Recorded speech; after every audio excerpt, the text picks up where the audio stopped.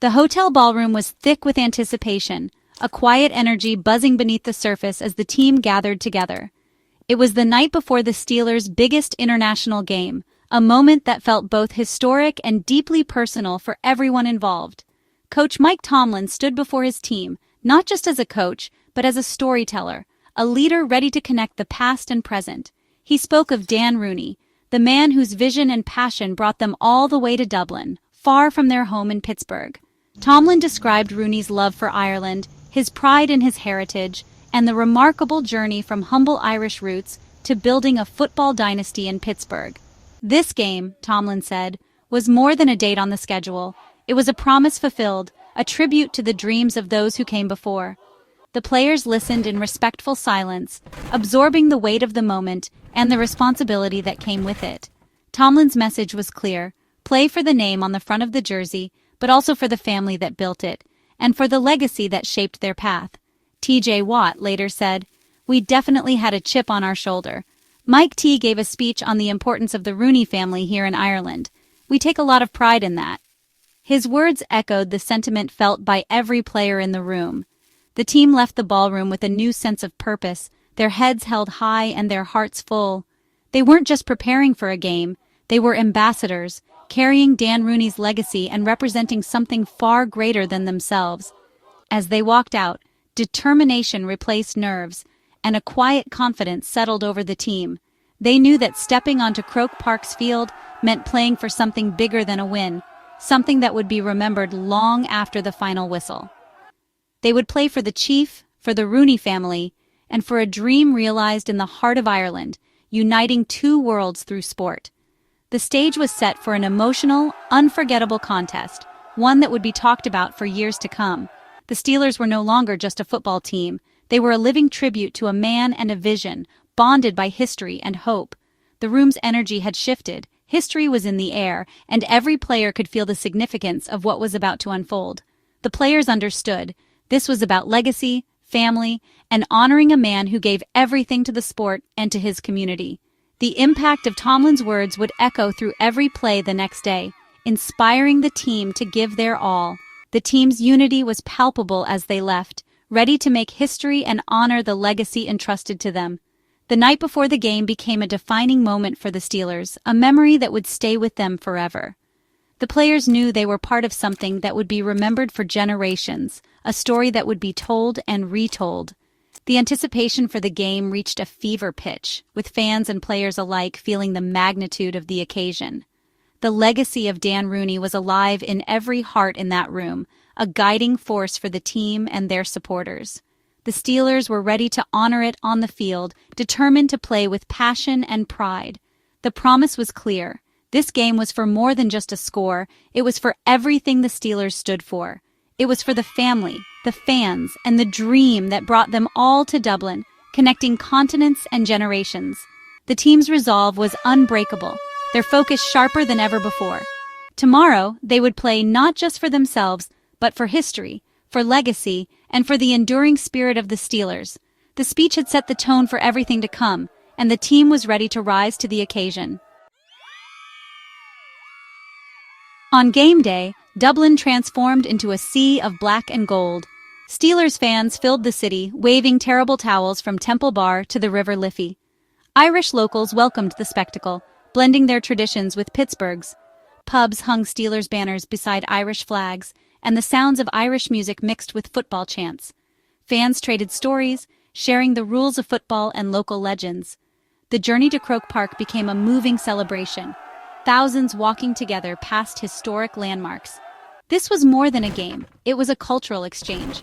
The anticipation was electric. For many, it was a once-in-a-lifetime chance to connect heritage and fandom.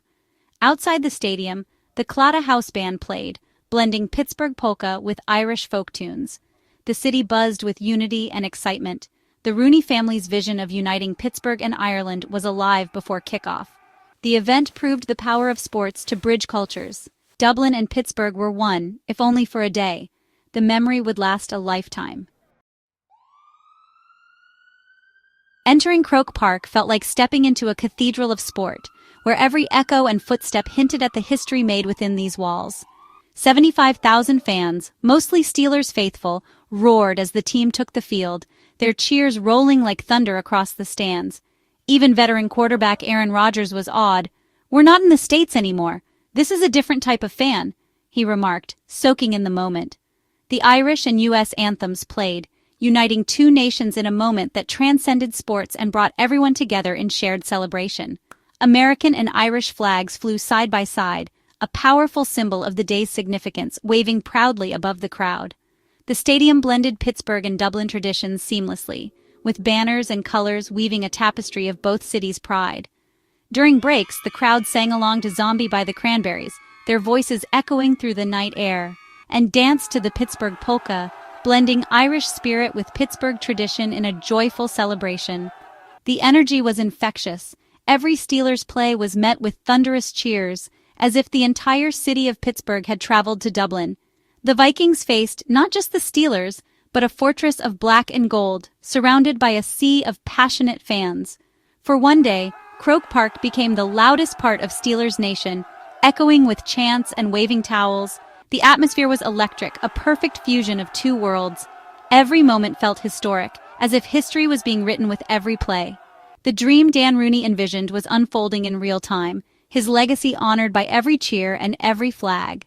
The crowd's passion fueled the players, pushing them to new heights on this international stage. This was more than a neutral site.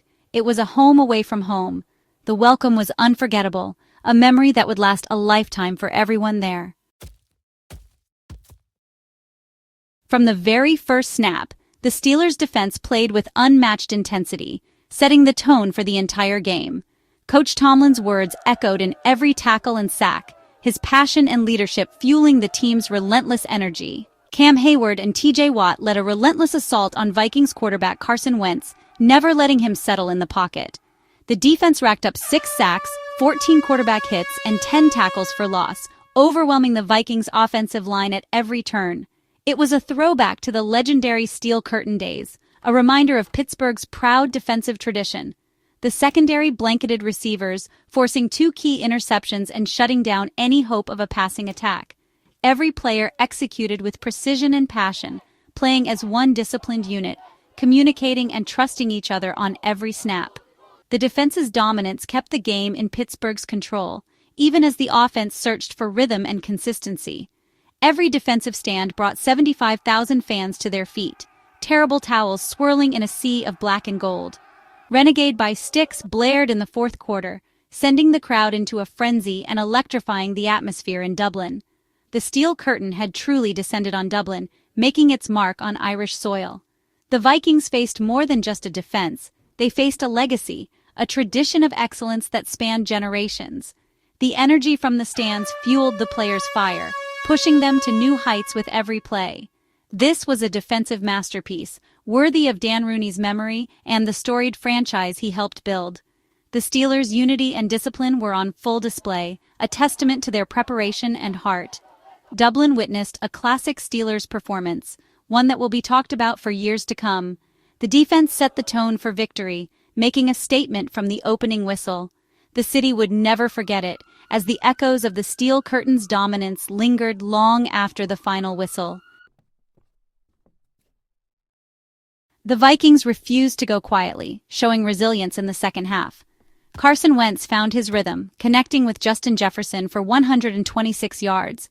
Jordan Addison's return sparked the Vikings, highlighted by an 81-yard touchdown that silenced the crowd. Wentz threw for 350 yards and 2 touchdowns, chipping away at the Steelers' lead. The tension in Croke Park grew as the Vikings closed the gap to 24-21. The game, once firmly in Pittsburgh's control, now hung in the balance. The Vikings threatened to spoil the Steelers' dream. The stage was set for a dramatic finish. The final seconds felt endless as the Vikings threatened deep in Steelers' territory. Every fan stood, hearts pounding as the defense prepared for one last stand. Carson Wentz fired a pass toward the end zone. Steelers safety Deshaun Elliott leapt, tipping the ball just enough to prevent a touchdown. The stadium erupted in relief and joy. The defense had held. The Steelers poured onto the field, celebrating the game-saving play. The Vikings stood stunned, defeated by a game of inches. The final score 24-21 Steelers. The first NFL game in Dublin ended in dramatic, hard-fought victory. Terrible towels swirled in celebration. Players pointed skyward in tribute to Dan Rooney. This was more than a win. It was the perfect ending to a perfect story. The dream had been fulfilled. The legacy was secure. For the Steelers, Dublin was about more than football. The team explored the city, bonded at the historic Carton House, and soaked in Irish culture. Players walked cobblestone streets, visited landmarks, and connected with locals. A brief scare, backup QB Skylar Thompson was robbed but unharmed, reminded them of travel's realities. The team's focus remained on the positive. Gratitude for the Irish welcome and the chance to honor their roots. The trip brought the team closer, creating memories beyond the field. It was an experience they'd never forget. With victory secured, all thoughts turned to Dan Rooney. His vision, Steelers football in Dublin, was now reality. Coach Tomlin, filled with pride, said, "I know he's smiling at us today." The win was more than a record. It was a promise kept. Players like Cam Hayward spoke of the honor in representing the Rooney family on Irish soil. Art Rooney II witnessed his father's dream come true.